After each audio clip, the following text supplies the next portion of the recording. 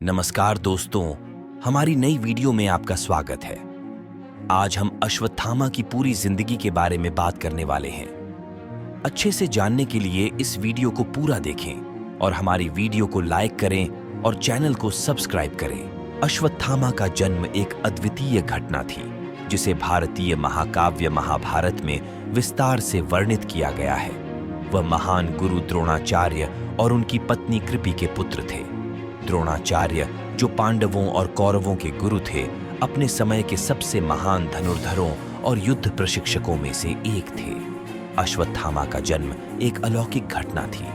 कहा जाता है कि जब उनका जन्म हुआ तो उनके मस्तक पर एक दिव्य मणि थी। ये मणि उन्हें भूख, प्यास और थकान से मुक्त रखती थी और उन्हें अद्वितीय शक्तियां प्रदान करती थी। उनके नाम का अर्थ भी उनके जन्म से जुड़ा हुआ है। अश्व का अर्थ घोड़ा और थामा का अर्थ ध्वनि है। ऐसा माना जाता है कि जन्म के समय अश्वत्थामा की रोने की ध्वनि घोड़े के समान थी, इसलिए उनका नाम अश्वत्थामा रखा गया। अश्वत्थामा का प्रारंभिक जीवन उनके पिता द्रोणाचार्य के मार्गदर्शन में बीता। द्रोणाचार्य ने उन्हें युद्ध कौशल, धनुर्विद्या और दिव्य अस्त्रों के उपयोग में पारंगत किया। अश्वत्थामा बचपन से ही एक प्रतिभाशाली और साहसी योद्धा थे। उनके पिता ने उन्हें सबसे कठिन और महत्वपूर्ण युद्ध कला सिखाई। द्रोणाचार्य ने अश्वत्थामा को विभिन्न प्रकार के हथियारों का उपयोग करना सिखाया। उन्होंने अपने पुत्र को विशेष रूप से धनुर्विद्या में निपुण बनाया। अश्वत्थामा ने विभिन्न दिव्य अस्त्रों का भी अध्ययन किया, जो उन्हें महाभारत के युद्ध में महत्वपूर्ण भूमिका निभाने में सक्षम बनाए। महाभारत के महाकाव्य में अश्वत्थामा की भूमिका बहुत महत्वपूर्ण थी। वह केवल एक महान योद्धा ही नहीं, बल्कि एक महत्वपूर्ण रणनीतिकार भी थे। उन्होंने कौरवों की ओर से युद्ध लड़ा और कई महत्वपूर्ण घटनाओं में शामिल रहे। अश्वत्थामा ने कुरुक्षेत्र युद्ध के दौरान कौरवों की ओर से लड़ाई लड़ी। उनकी निष्ठा और वीरता ने उन्हें कौरवों के प्रमुख योद्धाओं में से एक बना दिया। उन्होंने अपनी युद्ध कौशल का प्रदर्शन किया और कई महत्वपूर्ण लड़ाइयों में हिस्सा लिया।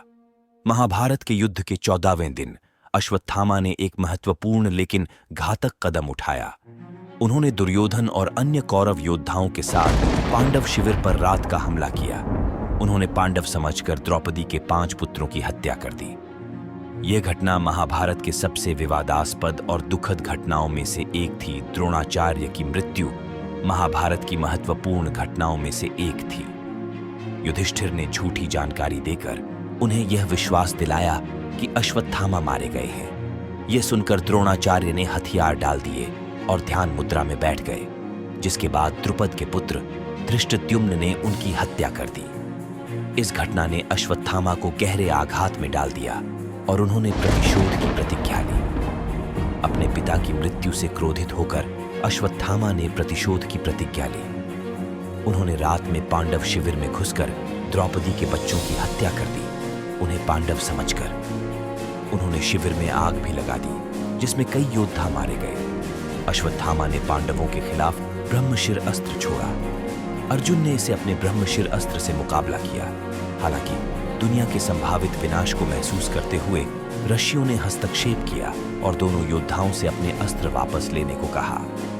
अर्जुन ने पालन किया, लेकिन अश्वत्थामा अपना अस्त्र पूरी तरह वापस नहीं ले सके।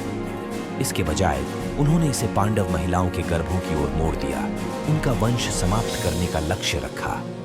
अपने घृणित कार्य के परिणाम स्वरूप कृष्ण ने अश्वत्थामा को श्राप दिया। श्राप ने उन्हें 3000 वर्षों तक पृथ्वी पर भटकने के लिए मजबूर कर दिया। घावों और बीमारियों से पीड़ित होने के लिए बिना किसी राहत या संगति के उनके कार्यों के परिणाम स्वरूप। यह श्राप उनकी मणि को छीन लेने के बाद दिया गया, जो उनकी शक्ति और सुरक्षा का स्रोत थी। महाभारत के युद्ध के बाद अश्वत्थामा का जीवन दुख और पीड़ा में बदल गया। उन्हें अपने कर्मों के लिए भटकने और अपने घावों को सहने के लिए श्रापित किया गया था। उनके बाद के जीवन की कई किंवदंतियां और लोक कथाएं हैं। कुछ किंवदंतियों और लोक कथाओं के अनुसार अश्वत्थामा अभी भी पृथ्वी पर भटकते रहते हैं, अपने घावों को सहते हुए और अपने श्राप से पीड़ित होते हुए। उन्होंने विभिन्न स्थानों पर अपनी उपस्थिति दर्ज कराई है, लेकिन उन्हें कभी स्थायी निवास नहीं मिला। कई कथाओं के अनुसार अश्वत्थामा आज भी जीवित हैं और भारत के विभिन्न स्थानों में देखे गए हैं। उनके बारे में कहा जाता है कि वह जंगलों, मंदिरों और गुफाओं में रहते हैं, जहां वह अपने घावों के साथ संघर्ष करते रहते हैं। अश्वत्थामा को लेकर कई दंतकथाएं हैं कि उन्हें विभिन्न स्थानों पर देखा गया है। कुछ लोगों का मानना है कि वह अभी भी अपने श्राप के कारण पृथ्वी पर भटक रहे हैं और उनकी मणि की खोई हुई शक्ति के कारण उनका जीवन कष्टों से भरा हुआ है। अश्वत्थामा की कहानी कई महत्वपूर्ण शिक्षाएं देती है। उनकी निष्ठा, वीरता और अपने पिता के प्रति प्रेम प्रेरणादायक है, लेकिन उनके गुस्से और प्रतिशोध की भावना ने उन्हें विनाशकारी रास्ते पर ले जाया। उनकी कहानी हमें यह सिखाती है कि हमारे कार्यों के परिणाम हमेशा हमारे साथ रहते हैं और हमें अपने कर्मों के प्रति सतर्क और जिम्मेदार रहना चाहिए। अश्वत्थामा महाभारत के एक जटिल और प्रेरणादायक पात्र हैं। उनकी कहानी निष्ठा, वीरता और प्रतिशोध की भावना को दर्शाती है और उनके जीवन की घटनाएं हमें नैतिक और नैतिक दुविधाओं के बारे में सोचने पर मजबूर करती है। अश्वत्थामा की कहानी हमें यह याद दिलाती है कि हमारे कार्यों के परिणाम हमेशा हमारे साथ रहते हैं और हमें अपने कर्मों के प्रति सतर्क और जिम्मेदार रहना चाहिए। अश्वत्थामा का जीवन और उनकी गाथा आज भी भारतीय संस्कृति और लोक कथाओं में जीवित है।